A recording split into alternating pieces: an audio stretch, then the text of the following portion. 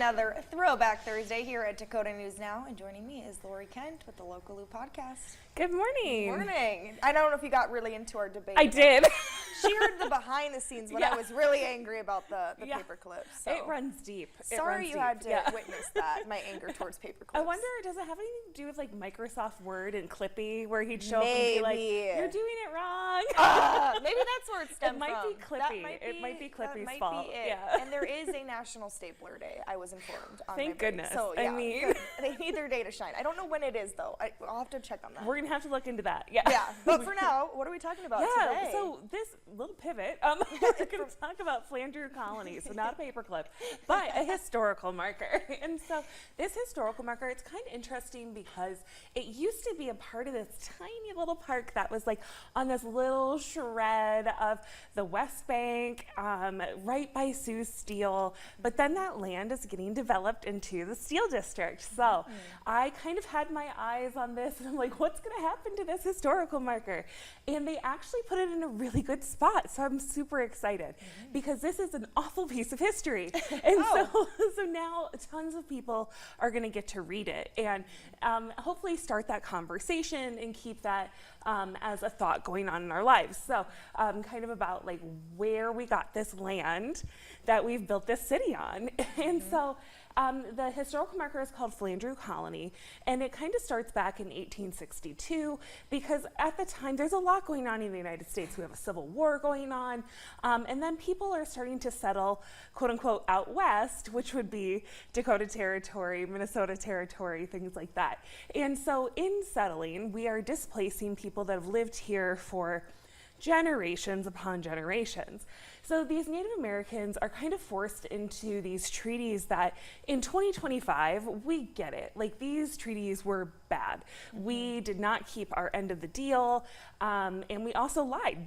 So these people definitely felt like they would be taken care of, and they weren't. So a lot of these people were forced into these agencies or reservations. And so specifically in Minnesota, there was an agency that the people were starving. And this is going to be a recurrent theme in this historical marker, unfortunately. And so the people, it's not just that they're starving, their children are starving. And they have begged for food. They shouldn't have to, but they did, and they didn't get any. And so they start an uprising. And it's like, is it an uprising? I mean, it feels fair.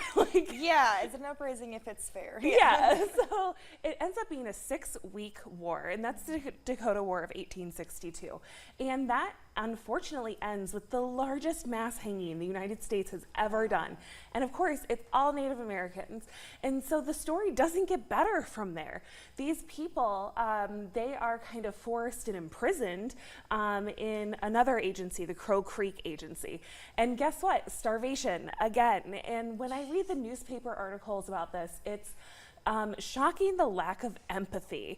I would say they were treated like animals, but that feels too generous. So people definitely didn't have any empathy for other human beings because they were different. And so again, a theme that you hope people can learn something from today. And so I found that really interesting, but that's not where that ends. They then, from the Crow Creek Agency, end up in the Santee Agency, which is in Niobrara, Nebraska. And, you know, they didn't grow up in any of these places, so this is just foreign to them. Luckily, the Fort Laramie Treaty in 1868 does have a little bit of wiggle room for them to attain some land. And so they leave from Niobrara, Nebraska to Flandreau to settle a small colony. However, they have to get there, and they have to get there on foot. Yeah, that is a long trek. Yeah, they're going to walk from Niobrara, Nebraska to Flandreau, South Dakota, and it's going to take a while.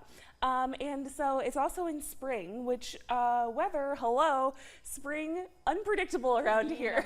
So they had to walk through a blizzard, and then they make it to here, Sioux Falls. And we had Fort Dakota at the time, so they're going to get provisions.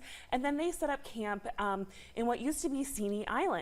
And they just kind of set up camp there for a little bit on their way to Flandreau to settle this colony. And this historical marker commemorates that piece of their journey.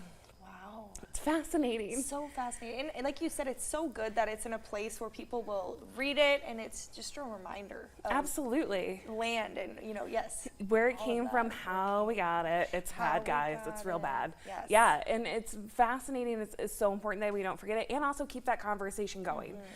Yeah. For sure. Tell us again where it's located. Absolutely. It is in the Steel District. It is right on the west bank of the Big Sea River. They have these really cool swings. It's kind of right by there.